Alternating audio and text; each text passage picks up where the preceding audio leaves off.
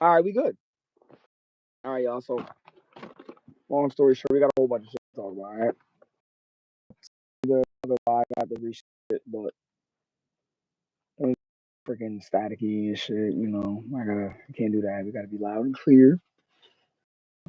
For those of you who are new to the live, my name is Michael Belgrave, Jack of many trades, master of some. Today we're gonna be talking about uh, a slew of topics pertaining to mental health, men's mental health to be exact.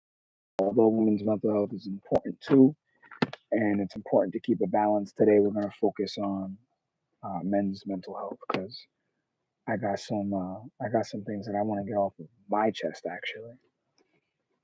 So we're going to start off with I got a sheet here. We're going to start off with childhood trauma. So one thing that I want to make clear, childhood trauma is nothing to make like light of. It's not funny. It's not a joke.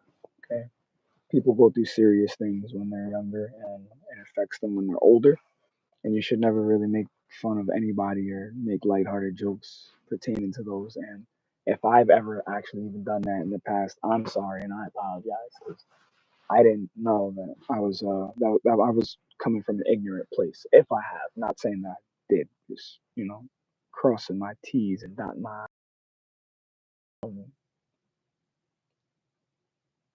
I recently just after 28 years, I just kind of came clean and told everybody around me, like, what I've kind of been going through. Nobody knew. I kept it like to myself for a very long time.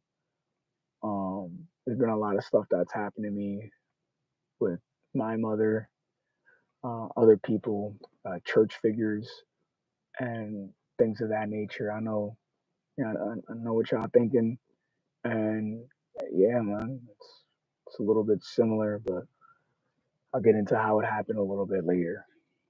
Um, I want to start off with just having a. I want to start off with. I want everybody, if you're here right now, I want to know if you actually have a support group.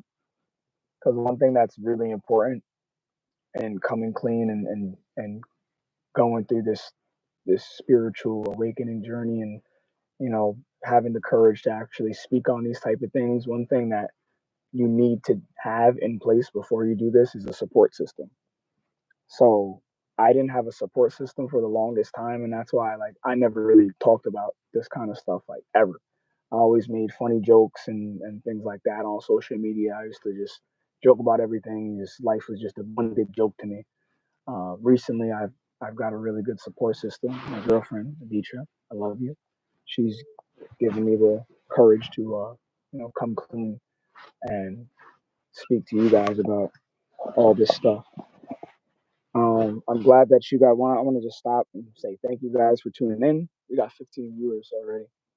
Um, so thank you guys, yo. Every single one of you. If you guys are going through the same thing I'm going through, or have somebody who is possibly going through a rough time, comment and say I'm here for you. And everybody who comments on here that says I'm here for you, I will actually go and check in with you and just see how you doing, man. I comment back to everybody. I'll check you out on your page, all like this stuff. The support system. So I want everybody to make sure that they really have like a strong support system. And I don't mean just like a friend that you could just call randomly, you know, and then they insert their opinions on your situation. That's not really.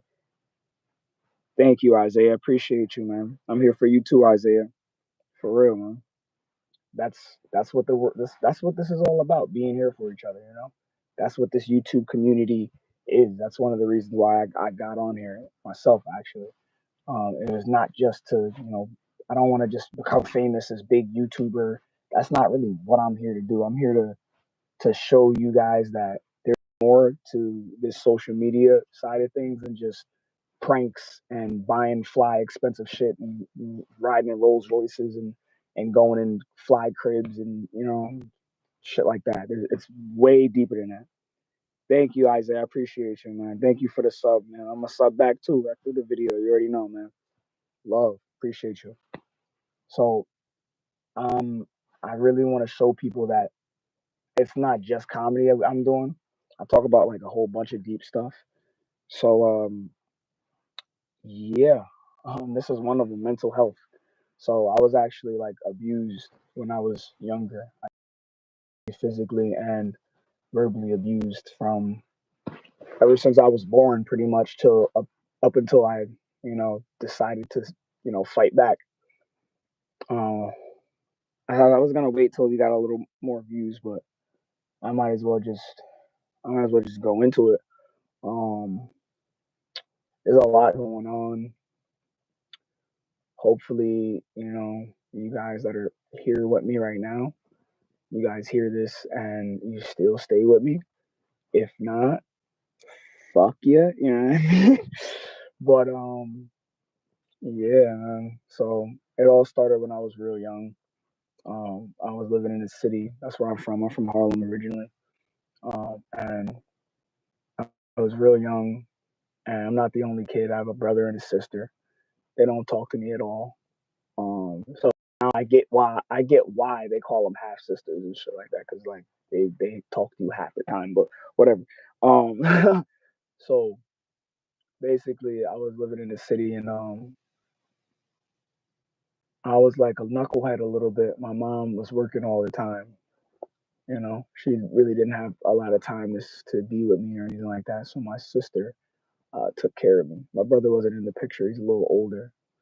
Um, so my sister would take care of me a lot. So like I was around like a lot of women, like 24/7. So whenever my sister was around, I would have to, go abide by her rules. And then when my mother was around, I would have to abide. Um, there's a lot of stuff that I went through, which is crazy. My sister like put tape on me, on my mouth, made me stand on my toes, on my tippy toes and shit like that.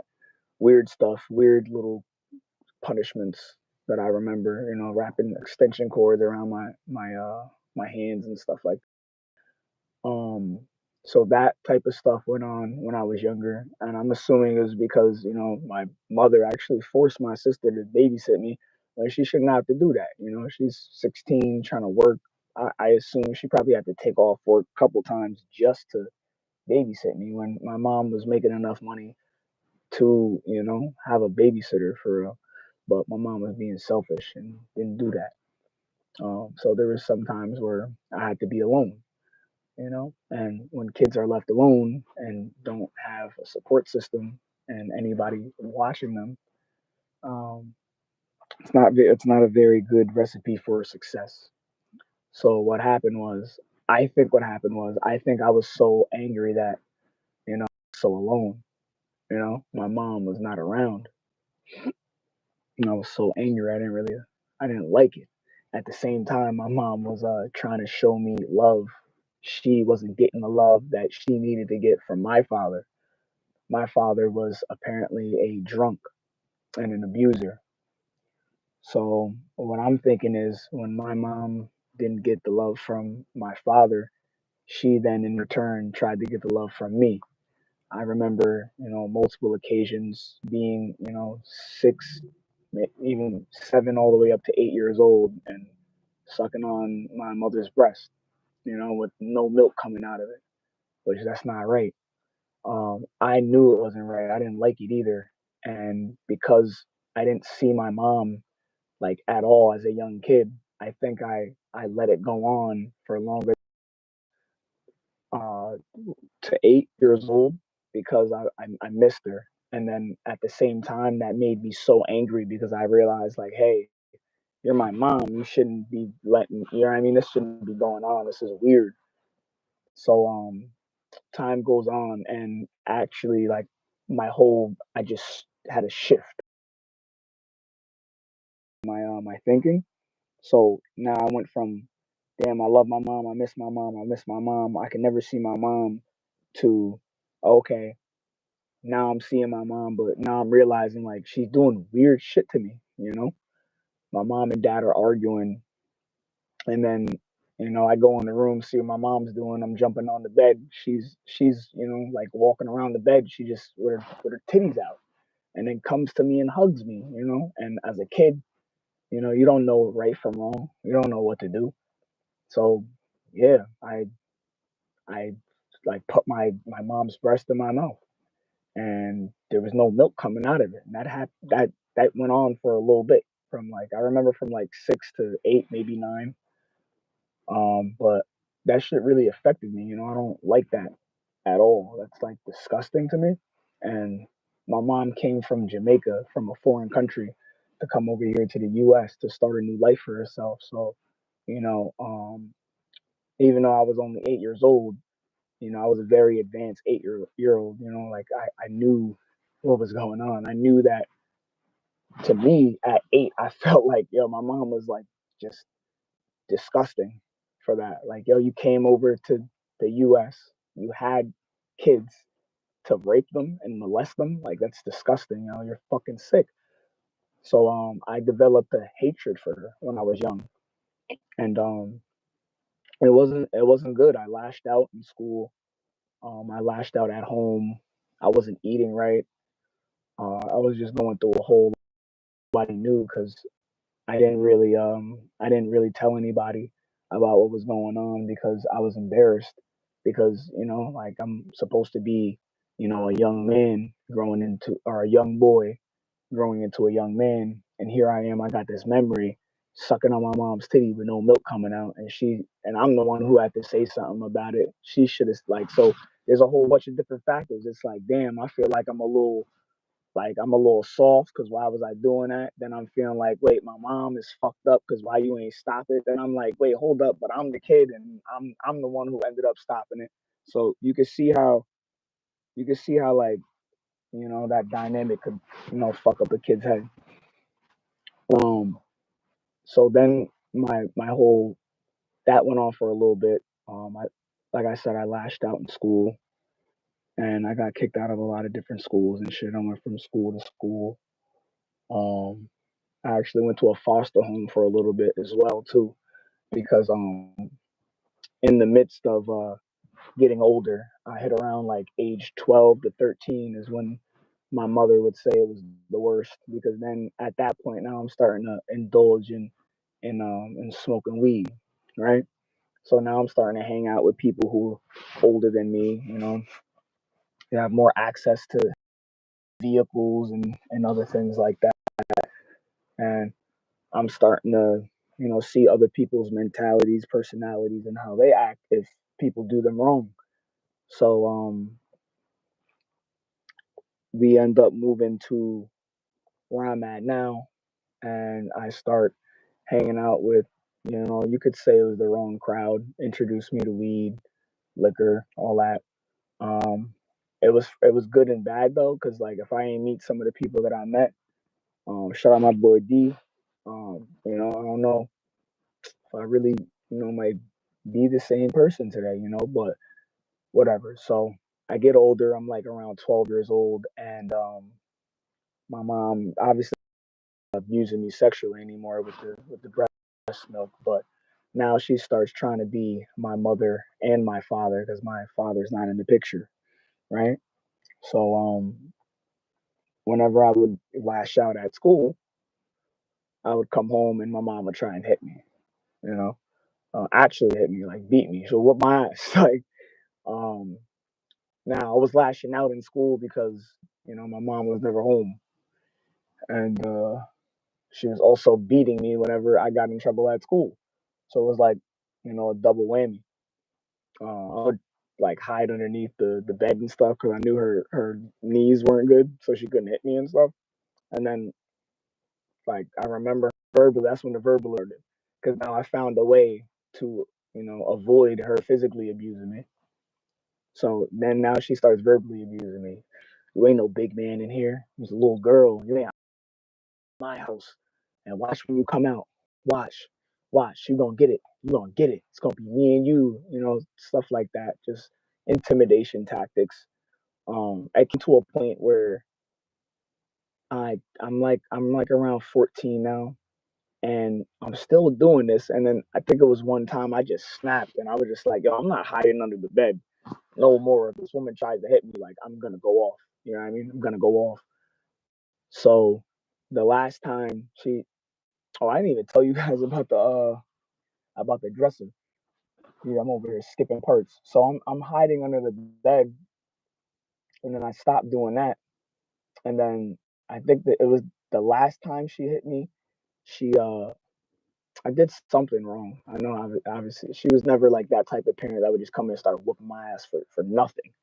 You know, it was just the way that she did it. It was too rough. I think maybe she was trying to compensate for my father, but my father actually didn't hit me once. You know, he just didn't believe in that, which that's more, that actually works. Um, yeah, guess my age, bro. So what happened was I got in trouble. At home, I said I'm not waiting under this bed no more. I'm not doing that. So she got home and she's not trying to get the belt. She's talking to me. I'm in my room. She opens up the room and she tells me to get up. Or she's asking me like questions like why I keep misbehaving, why I keep doing this. A classic kid. I'm just like putting my head down or whatever, probably not answering. Long story short, she grabs my head and she bashes it into the white dresser that I had in my room at the time. I started like bleeding, gushing from my lip, and like I actually like I just so shocked. And she said, "Again, you ain't no big man here. This is my house." When she did it, this is my house, and yeah, that was like a really pivotal moment for me because it was at that point I was like, "Wow, she really just like made me draw blood." I never thought, you know, somebody like my I never thought my mother would be the first one to draw blood on me. So yeah, long story short after that, I'm gonna tell you the whole thing too. She actually did try and like, help me with the wounds and shit after and stuff like that. It was very toxic. Very toxic. But yeah, some time goes past, I forgive her for that. Not really, but yeah, forgive her for that. And then she it happens again. I come home from school. This time she's got a friend at the house, or on the way to the house or whatever. And I'll never forget this because like she dramatized the whole thing so much. I was bad again, something about the bus or school, whatever. I came home and she's got the belt in her hand and she's about to come and try and whoop me. Now, for whatever reason, I had a needle in my hand, right? So I'll never forget this. Yo, she's trying to chase me around the house because I told you I said I'm not hiding no more after she bloodied my lip. So she chased me around the house and I go the front door and I'm cornered kind of. I wasn't gonna run out the house because then she gonna think that she could really do this to me. So I turned around. I the outside door, but I'm still inside, and I got the pin needle or whatever in my hand. I'm like, yo, mom, stop playing with me. I could really hurt you, and I don't want to. Stop playing. Stop. And I got the needle like this. So I'm like basically like this. It's like a little tiny needle, like as sharp as a bitch though. Feel me? So I'm like this, like, yo, chill. All right, like I'm done. I'm done. Stop. Done. Long story short, she goes, okay, all right, we're not finished here. We're not finished here, or something like that. I put the needle away, and I'm just like, my heart's racing. I'm like, yo, I can't believe it just happened. I just like, I'm pretty sure she tried to steal, and I think I jabbed her with it. I think I poked her with it. I'm not even gonna lie, but yeah, that shit was like a crazy ass moment. So when that all happened, she uh she ended up like going in her room, and I go in my room. I hear her. She does this thing where she gets on the phone and she starts talking shit. So I hear her on the phone and she's telling her friend like, "Yeah, you won't believe this. yo, he just pulled a weapon out on me. He's gonna kill me in here. He's gonna kill me. I can't control him. He's crazy. This and that. Meanwhile, she's trying to whoop my ass with a belt. I'm 14 years old. All I want to do is I just don't want to have, like, what are you talking about, man? Like, you're not supposed to be whooping no kid with no belt. I'm 14 years old. I'm too big. I'm taller than you. I'm like 2 feet taller than you now. You setting me up to knock you out. You shouldn't be hitting me. That's abuse. You know what I mean? Um, and I did say something when I was younger. I skipped that. I actually did. I said something when I was around like 6, 8 years old because I really was tired of it. And I ended up going to school saying something about it, and then they did an investigation. They asked me questions, and I doubled back like most kids do because I didn't want to get taken away and brought into a foster home at that time. I was really young, you know. Anyways, she's on the phone. I forgot to put that part in there because that, you know what I mean? Can't leave that out. I gotta give y'all all the details so y'all really know the whole scoop. So yeah, I think what school was I at? I think that was Edson. Yeah, that was Edson Elementary. Was it? Yeah, it was Edson. Edson Elementary. I told on my mom, and they started investigating. And I was shook as fuck. I thought they was really about to take my black ass. I was like, nah, wait, hold on, I'll take it back. She didn't do nothing. Shit is so crazy because like she did a lot actually. But yeah, she's on the phone screaming, talking to her friend.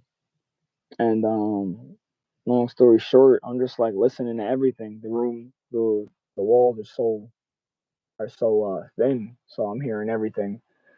Um, and it just made me really, really upset.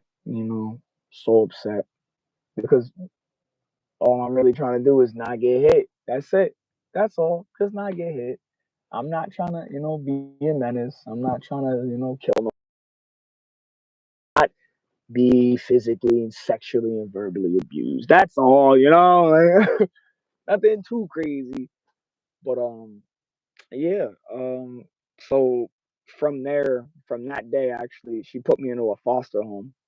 So then I went to a foster home like maybe an hour away, and the family was okay, but like that led me to go down, a more fucked up path, because I really didn't need to be in a foster home. Foster homes are for people with no support system at all. I had a support system. It's just, it was a fucked up one.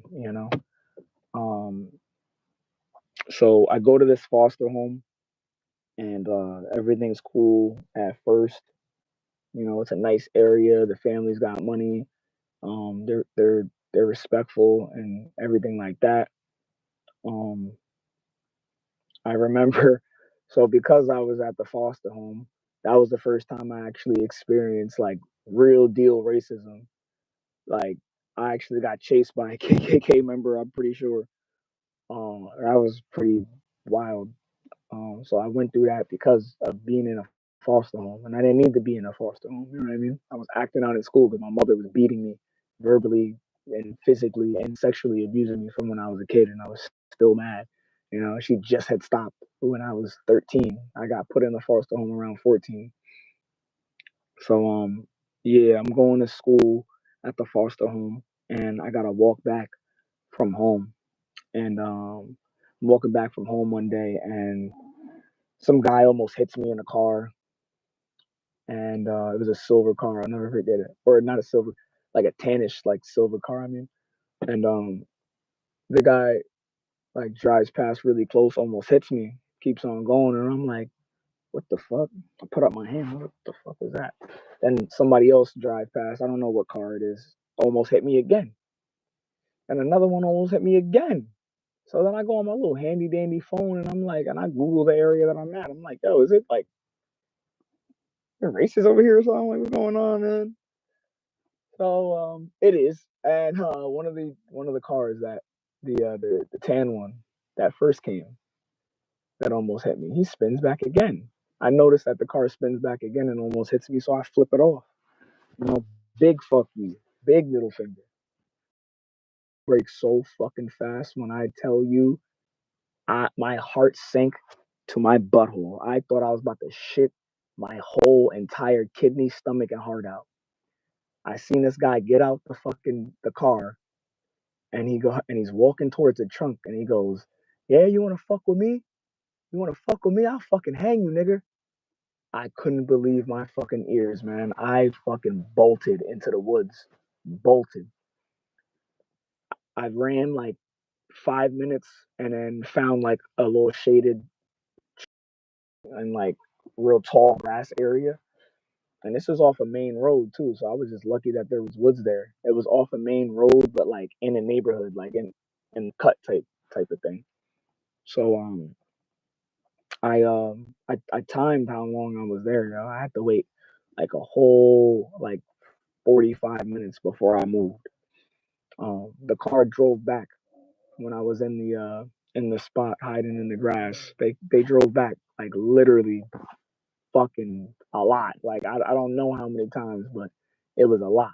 Like more than 5 times they spun back around, driving back around to see if they could do something to me. And mind you, I'm like 14 years old, and again, I'm going through this because my mom put me in a foster control because I'm standing up for myself because I don't want her to physically abuse me anymore. So I had to deal with almost getting killed by a Ku Klux Klan member out in the sticks because of that. So now that happens, and I'm at the foster home. Now I'm even more pissed off because now I'm like, yo, I'm getting put in situations where I could possibly die or crash out on somebody, and it's not even my fault. You know what I mean? That's not fair. So that happened over there. That was my first experience, and it made me even more like on edge. The area that I was going to school in, it was a predominantly white area too. So most of the people I went to school with was actually white. So it wasn't like over like most people when they go to school in the city. It's very diverse. You got black people, Mexican people, white people, everything. Where I went to school wasn't like that. It was a lot of white people, like a lot. There was only like maybe 5 or 10 black kids, like per 50 students, and yeah, so that's how it went.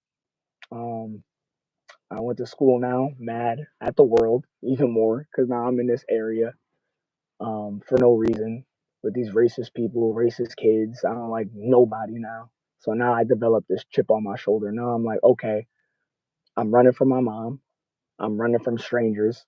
I'm running from from the fucking church. I'm running from everybody. So or not from church yet. I'm not gonna. That comes later. We're gonna talk. We're gonna get into that in a little bit. So now I'm going to school and at the foster home. Not at the foster home. I go to a different school while living at the foster home, and now I'm lashing out at school, and I'm coming back home to the foster home. So now it's a different dynamic. I'm not getting hit and beat and shit, but now like I'm getting in trouble and I'm getting punished because I'm getting in trouble in school, which I'm getting in trouble in school because I'm I had to be forced to be to go to a foster home, and now I got racist people like chasing me down the woods and shit, and I gotta hide. That's not really me. I'm more like a very dominant, confident person. When I have to like tuck my tail between my legs to actually save my life, that I think that's what made me like really angry because I'm not like that for real. I'm not that type of person. So now I'm misbehaving at school. I come home and the foster parents are kind of having an attitude with me because they're wondering like, yo, listen, we got a nice house, we got money, and you got clothes, you got good clothes, you're eating good, still mad, and you're acting out at school. I'm not telling them anything. I'm not even. I don't even think I was supposed to be where I was. I think I was getting off. I think I took the later bus to go home, and that's why that even happened because I was still being a knucklehead. Because like I said, I was really mad that I was even there and need to be there. I was not a crash out kid that was out of control, you know. So now the foster parents are having attitude with me a little bit. They're getting standoffishy, whatever. They still held her. They overall they were good parents. They were cool. Um, Long story short, I finished up the foster home, and and I'm over here like brainwashed, feeling like Okay, yeah. I gotta like play the part, like, yeah, yeah. I completed foster care and all that. I'm good. I'm gonna be good now, mom. Yeah, you know. So then what happens is my mom starts having me go to church, right? So I'm like, all right, sure, I'll go to church. Why not, right? So I start going to church, and she introduced me to somebody named Mr. Philibert. So Mr. Philibert is some fucking old white fuck, creepy ass. Your average creepy white man out of church, who entices the young black men with money and clothes and food. So I'm going to the church for a little bit, and nothing weird's happening. But I noticed that like the more the more financially challenged kids are going to him for offering. So I'm seeing that. Oh, okay, they go to him and he gives them like a dollar or two to put in the offering. Okay, cool. Now I don't got no offering. So I'm like, all right, mom, let me get offering. Right? She respects it. She does that. Yada yada. Right? So then I find out, oh, okay, offering money and then also giving them a little bit of money. So I'm like, okay, is that true? I start confirming shit. Then I tell my mom, I'm like, yo, the kids, if I go get it from him, he'll give me a little bit extra, and then I can go buy stuff because he's got money, mom. No, it's fine, it's cool. Don't worry about it. All the other kids are doing it too. Her dumb ass. Oh yeah, sure, okay, son, go ahead. So that's what I started doing now. Now I'm asking them for $5 in singles, right? Because I'm putting two in the offering, keeping three, and then going to the bubblegum store around the corner from the church when they have the little break or whatever. So that's how it starts. I'm just getting offering money from them, you know. Time goes on. I'm going to the church back and forth, back and forth. Now I hear the kids are going to his house. Okay, so they go to his house. They have little sleepovers and shit. And I'm like, find out that somebody's related to him. So I'm like, oh, okay, all right. But the kids are that's his godfather. Oh, okay, that's their godfather. Okay, cool. That makes sense. So then it leads to him just giving us money to go to the candy shop after church. And the reason why I'm breaking it down and telling y'all because I want y'all to know like what it's like to actually be groomed. You feel me? Like I didn't know what was happening at the time, but I'm saying this so you guys know, so you guys can know. Uh, so first, it started off with just giving the kids money for to throw in the little for the offering, and he knew that the kids would come up to him and ask him for money for the offering. So then he would, and then he would give them extra, and then he would say, "Go to the store and go get some candy if you wanted. After church, go ahead." So then he'd give money to all the little boys, and they would all go together and go and get candy from the shop. I remember walking with him.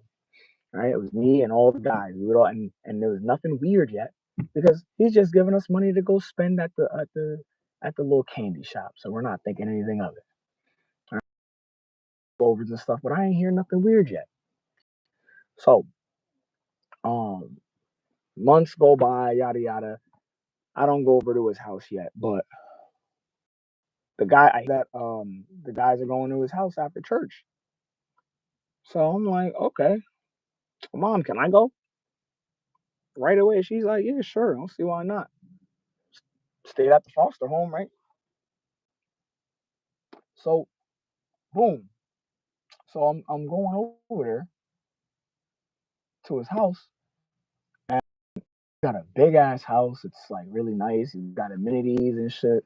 He's got hot tub, pool, PlayStation, Xbox, bunch of rooms. His wife's really nice. And I'm not thinking anything of it. uh, Of why this is fucking weird as fuck that this old ass white man has 6 or 7 little young black boys running through the cribs, playing Xboxes and just freely doing whatever we want. You know, we're hopping in and out of the hot tubs, pools and shit. We're bringing over girls, stuff like that. And he's just somewhere. I don't know. He's somewhere wandering throughout the house. So time goes on, and he starts like getting increasingly more weird. You know, he starts like doing weird shit. Starts doing like really weird shit.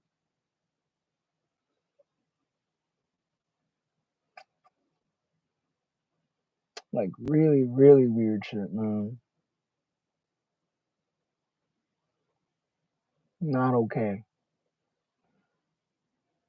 One of the times we went over to his house. It was winter time, and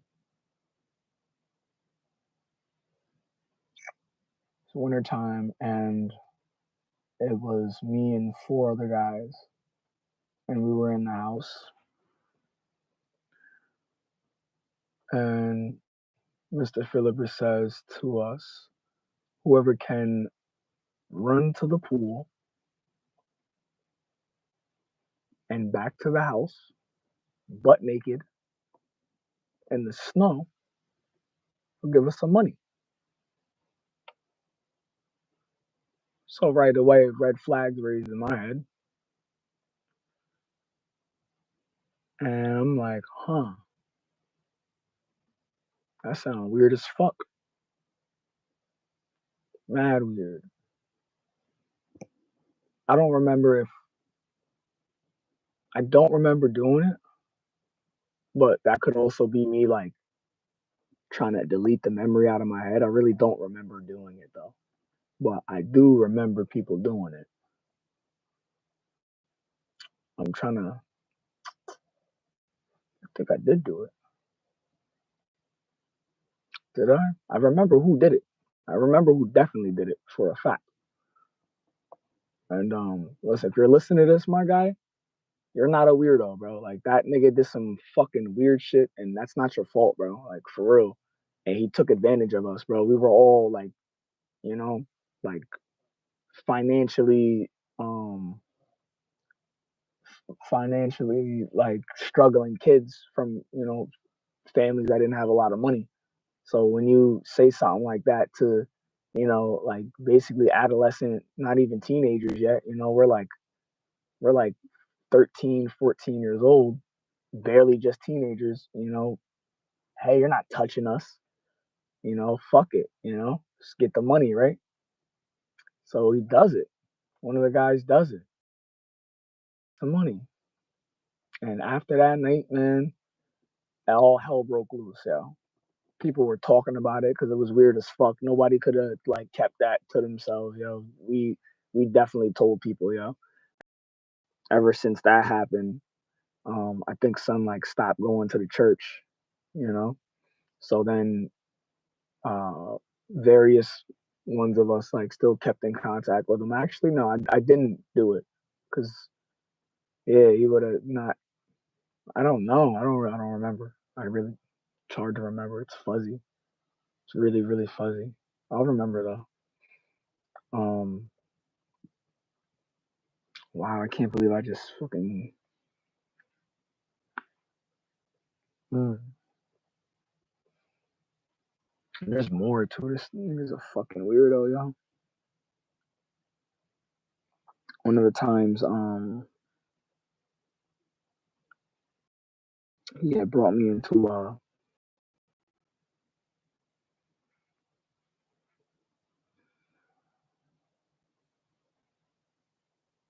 he had brought me into like a room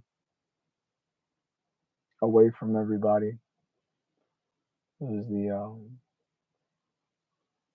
the upstairs room, one of his godson's rooms, and he had sat me down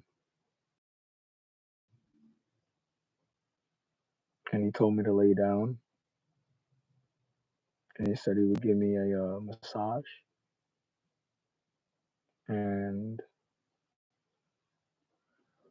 I didn't know what the fuck was going on at the time. They're gonna kill me in here. I don't know what the fuck to do. So I'm like, I think of a plan like real quick. I'm like, all right, bet. So if I just lay on my back and I just move tack, I'm young, you know. I'll be fine. This motherfucker's old. So if he do any weird shit besides the massage, then I'm just gonna fuck him up and I'm gonna bolt out of here. Take his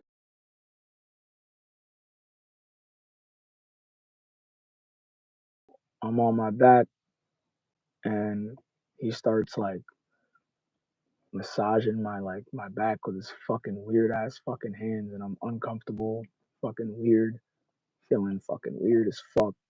And he's getting lower down my back and he's like trying to fucking go underneath,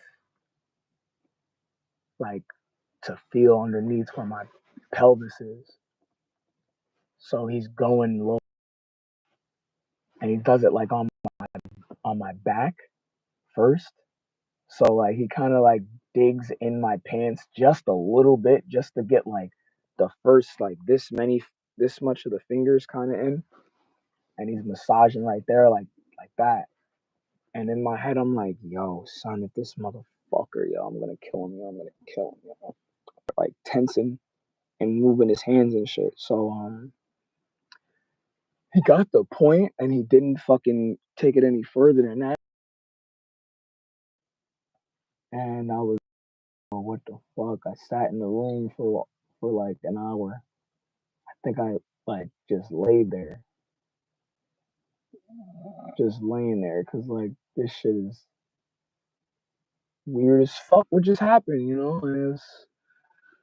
It's weird as fuck. This nigga's a fucking weirdo. Now I really notice nigga's a fucking weirdo.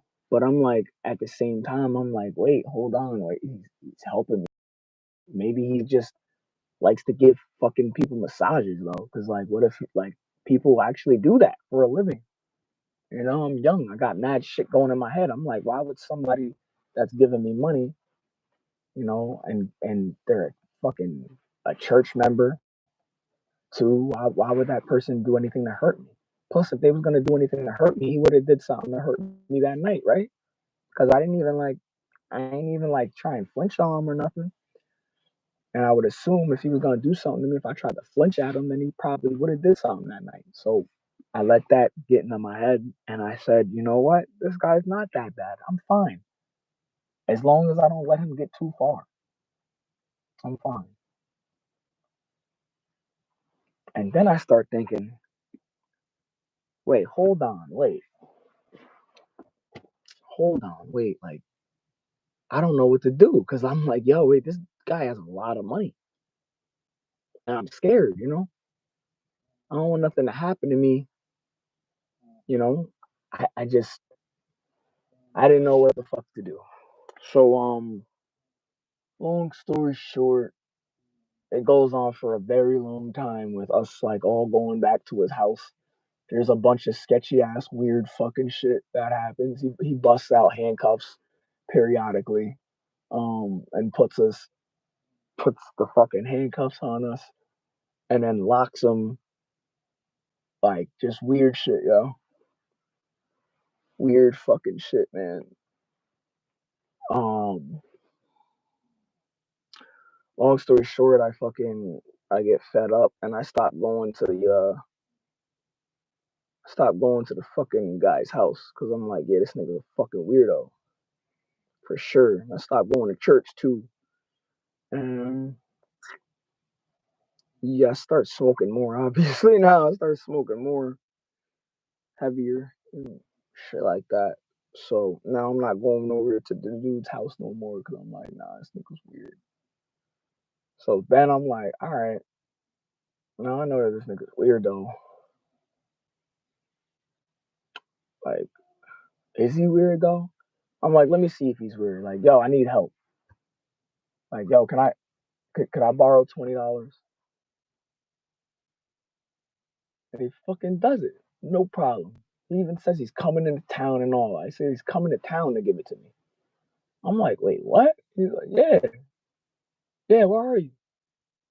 I'll get you something to eat and all that.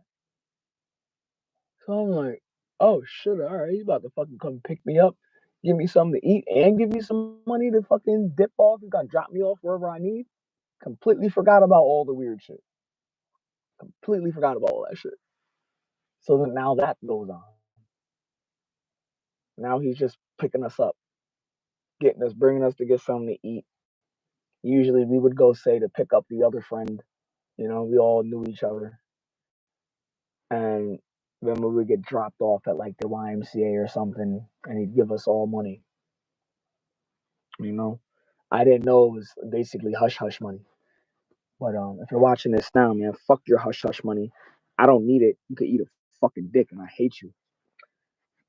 So um, years later, I'm in my entrepreneurial spirit, and I told the guy, "Yo, listen, you can actually. I don't need no money from you, but yo, just buy something off of me because I make clothes now. So but it's custom made. Like I gotta make it from scratch." So he's like, he's cool. He's fucking with that. So I'm like, all right, maybe he's not a weirdo, yo. Maybe he just lonely, and he just, I don't know. So um, I'm like,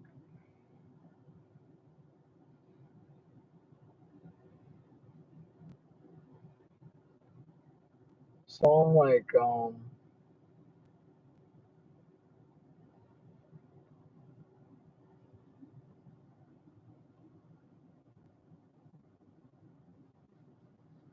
so I'm like, um,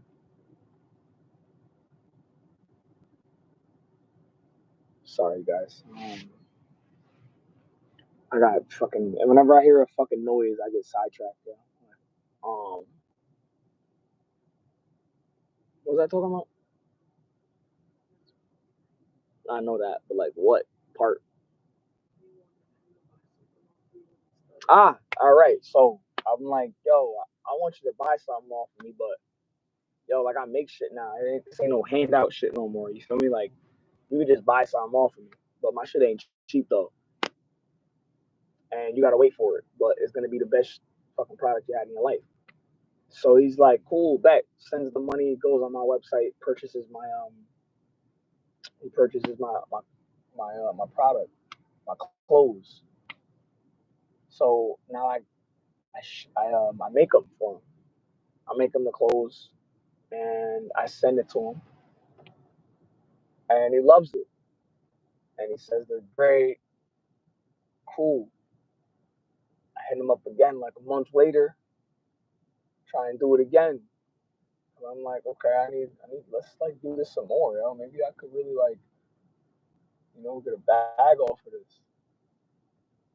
And he buys it again, he goes for it, he pays it, and he waits for me to custom make it and send it to him. Only this time, it's taken a little bit more than what he had planned for. So he actually goes on my website and leaves me like a bad review saying that he still didn't get his shit yet.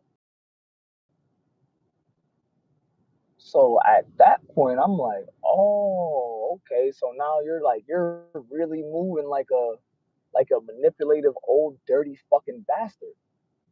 Okay, I see what's going on. All right. So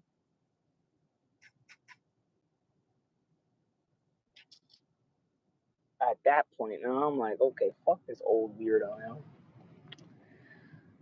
I'm, I'm telling my story. I don't care what happens. It is what it is. Whatever comes with it comes with it. Because at the end of the day, I'm not lying. Might be a little late, but I ain't lying. So fuck you. Um. So that's a little bit about what it's like to be groomed from like 6 years old. You know, I most likely thought that it was okay for this man to touch me in that way if it was just a massage because my mom was letting me suck on her fucking breast. You know, way past when I needed to be doing that. Touching back on my father, apparently abusing her. I actually never witnessed my dad abuse her. And putting two to two together, my guess is that he probably did abuse her whenever he caught her using me to suck on her titty when he like wasn't, maybe he wasn't. I don't know what the issue was, but they weren't like compatible. So yeah, I think that's what made me even think that it was okay to have that man touch me like that. It all stems from shit way, way before. Like now, I would never, like nobody can't even look at me funny without, what I mean, without me checking you, let alone touch me. But it goes to show you, man, it all stems from like when we're a kid. So like, yo, you gotta notice the red flags, man. Your body, we're all gods, man. We were all created equally, and we all have the same type of intuition. Some some people's intuition is better than others, but everybody has it though a little bit, and you can always feel when something isn't right. And you do need your proof. So do your due diligence and get your proof. Don't just like go whatever you hear. But if it's a situation like that with like an old man and your kids, you should probably just take whoever's word, and just like dead that. You should probably just dead it. Um, that's what it's like, man. Being groomed from the first. It starts off as the little the little offering money, then it's giving you money to go to the store, then it's giving you money to go see a movie, then it's dropping you off some money to eat and drink, dropping you off at your friend's house, and the next thing you know, you're at the motherfucker's house running butt naked to his pool, you know? And I'm not saying this shit to be funny. This is real, this is really raw. It's exactly how it happened. So that's how it happened for me, yo. Like this motherfucker really groomed us all. So like I hope whoever knows what I'm talking about, if you were there, like yo, not for nothing. I know y'all didn't talk about it with each other, yo, but I'm ready to talk about it now. So I'm here, bro. If any of y'all want to talk about it, you know how to find me. You know my Instagram, my Facebook handle is so everywhere. So pretty much, I'm not very hard to get a hold of. A lot of shit, went on, man. So that leads me to the next thing I want to talk about, which is how none of that is funny. None of that is funny. None of it. You never joke around about childhood trauma or anything like that. You know what I mean? It's not cool for real. It's not cool at all. It's really just it makes you look crazy if you do something like that. Um, I really like. Oh shit! Wait, can I put the video? Or I can't put the video.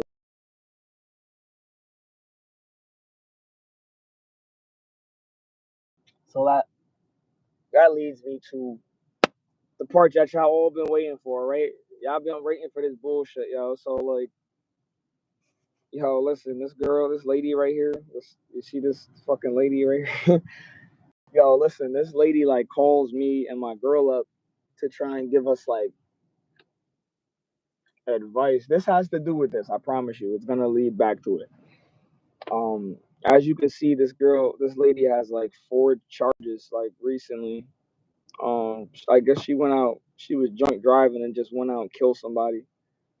You can see her face in there. She look like she did it. She don't give a fuck, but whatever. We're not even gonna touch on that. We're just touching on the fact that this lady had just called me and my girl's phone, getting pretty rude with us, you know. And I had told her at that time, like, yo, babe, I'm telling you right now, like, these people are losers. Don't listen to them. And yo, I'm telling you, like, you're gonna see what happens to all these people who are like putting negativity in our lives, man. Like, God don't like ugly, and you know, God got real battles for his real soldiers. He puts them through shit that he knows that they can go through, and you know, sometimes when you fuck with God's children, you get fucked back. Um, yeah, this is what happened. We saw this and we shared it. You know, we shared it and said our thoughts on it, our opinion. There were some people that didn't like our opinion. So one of those people, I'm not even gonna mention their name on here because you can go into.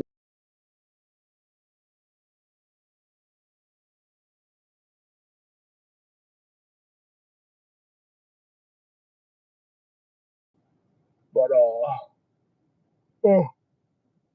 going back after this, um,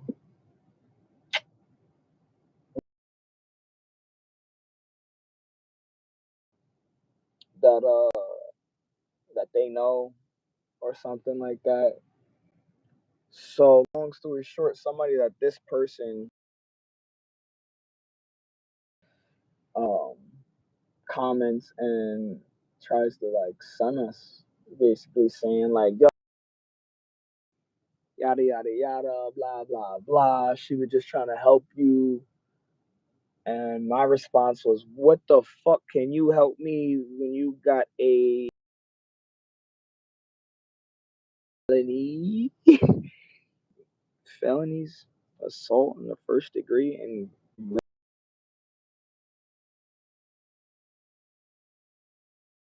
need any advice from you.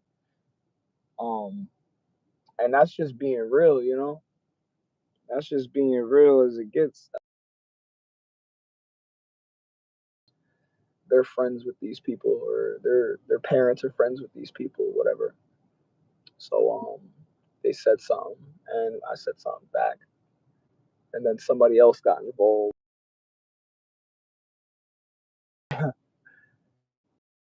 Long story short, the girl who knows this person commented on there, and then I kind of fessed her up, and then she started teaming up with somebody else, I guess, and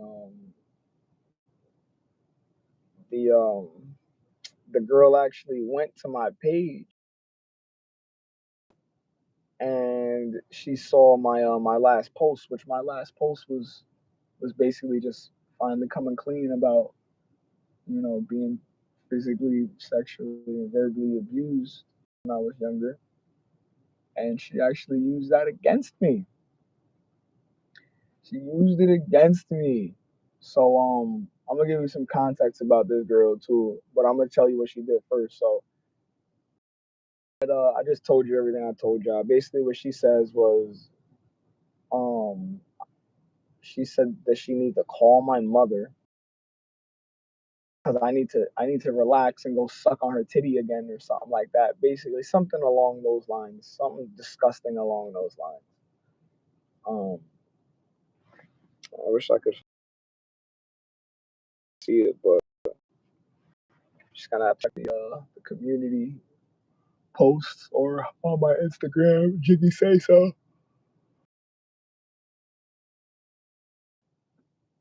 Um, yeah. So she she said that. Yeah, she said something along the lines of like, go suck on my mom's titty, and then she like laughed at it. So I just wanted to come on here and address the situation, and give you guys the facts and stuff. Let me give you some context about this disgusting person. Um, I'm a comedian and I make a lot of funny shit. I used to do it a lot more, and I used to get a lot of views and a lot of love and a lot of hate on various platforms. One of them being Facebook. I had one of these girls as a friend as on over 15 years ago. So I actually didn't until she just went straight and talking about my family trauma that I actually like think I know this person from my past or something. So I realized this is the same girl that tried to shoot her shot with me. And I fucking said no, I'm good, because she was kind of ghetto, I don't like ghetto girls. I like classy girls or cute girls. So everything made sense, what I mean? Why she was going so hard and all that other shit. What? It's just crazy because all I did was voice my opinion, and then I had to deal with that after. So yeah, I guess people think men's mental health is funny. I got like it's crazy. I don't think that's funny, and I think nobody could benefit from a therapist, okay? Because everybody goes through shit. Life gets hard, and you're supposed to just keep that shit in. You're supposed to let it out. So that's what I came here to do, y'all. Whoever's still with me today, right now, thank you. I appreciate you for joining the live. Um, I want to hear your guys' comments. What do you guys think about men's mental health? Do you think that? Why do you think?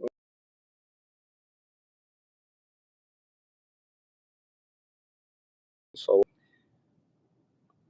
everybody that's in here, please, if you can, write a message, ask me a question, talk to somebody else, share with me some of your stories. If you don't feel comfortable that on writing on here publicly, that's fine. Hit me in my inbox. I'm here for you guys. Listen, moral of the story: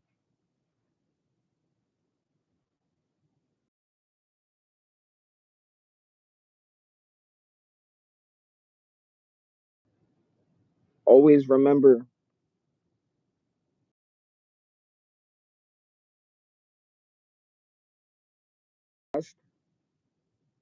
you got to remember who that is, because they might try and double down and go 10 times harder if you piss them off later on in the future. I didn't even realize who this loser was. That was a girl that tried to shoot her shot with me, and I actually like completely dubbed it and told her no, I'm good. Like, I didn't. She was essentially a fan. She was a YouTube subscriber. She was ha ha ha and all my stuff and everything. But long story short, know who you talking to. Do your research, and listen. Men's mental health is not no joke. All right, we all need a support system. So I'm here for you guys as long as you guys are here for me. Everybody that's here with me, don't need you to comment in the chat and say I'm with you, so I know that you really with me. And then go ahead and press that like button, share this video, knowledge into it. Save this video for future reference, so you can revert back to it, or even send it to somebody who you think needs to hear these things, because there's a deeper message in all of this. I know you can tell this live is a little bit different than most of my lives, how they usually go. Um, so that's been my mic talk.